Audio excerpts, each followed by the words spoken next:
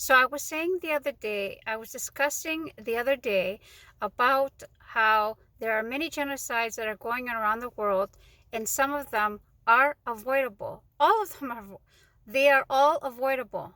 Okay? Now let's take the Congo, the Democratic Republic of Congo. Okay? They have like 90 million people there, their population, and about 27 million of them are starving. And about 10 million of them are displaced, and we're talking also children. We're not just talking about men. We're not just, because people tend to be like, oh, men, who cares?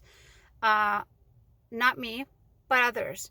So men, women, children, the rate for rape is extremely high there. The area is destabilized, and there's a reason for it, because they have cobalt and lithium, and they have, I think, 70% of the world's cobalt or lithium. And those things are being used for cell phones, and they're being used for electronics in general.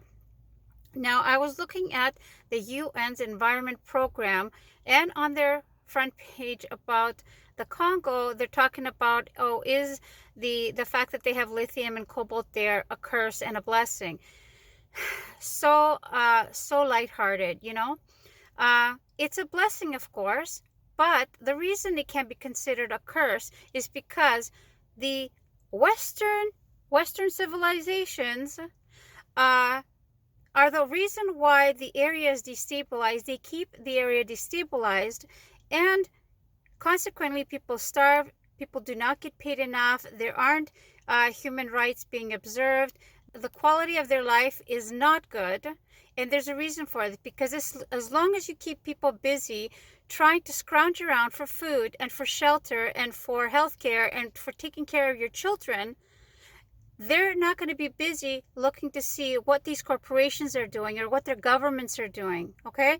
And so that's why this is going on. It's not because, African country again, here we go, they can't keep it together. That's not the reason. It's because the Western countries are the reason why most of the world is destabilized. Yes, I am putting all the responsibility at their feet, because Africa does not need anybody from the outside. They don't need money. They don't need handouts. They don't need charity.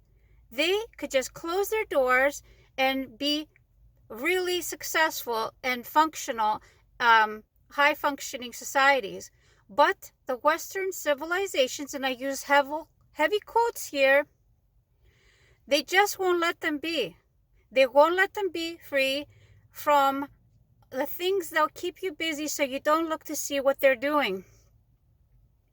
And it's really sad, because Christmas season is coming, and we are just going through the Black Friday month, okay? And I'm saying, people don't need to have the next best phone. They don't. It's because we keep shelling out our money to these corporations that are telling us you have to buy the next best thing. And we're buying into that. And consequently, we too are also all in debt, trying to keep up with the next door neighbors. But our actions here have tragic and severe and avoidable consequences somewhere else in the world for the people that are providing us with the parts that we need for our electronics and our next new phones.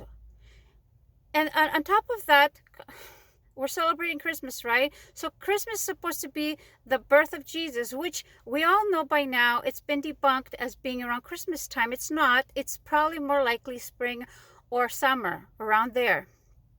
So we bought into that. We're going ahead with it anyway. And all the other stuff that goes with Christmas and decorations and gifts and stuff like that are all consumerist things. We don't need those things. We don't need to buy our children the next best thing, because we are teaching our children that we are a consumerist society. We are a society that bases our values on tangible things. We're not teaching our children something of value. And they have come to expect every single year. It's not just the tree, the stuff under the tree. It's also the stocking stuffers. And how many presents do you get? And who gives you what? And how much did it cost? And what brand is it? That is ridiculous. This is causing massive, tragic consequences to people around the world.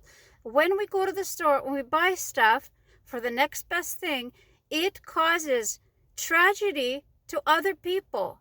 We don't need all these things. Please, please, people, wake up, because not only is that causing problems, serious problems somewhere else in the world, even here, our politicians don't listen to us. They listen to the people that line their pockets. And if we stop, just stop with this Christmas stuff and this Easter stuff and this Valentine's Day and Halloween, and it's never ending. We just keep giving them money. And we're teaching our children something even worse, because they're going to take that and pass it on.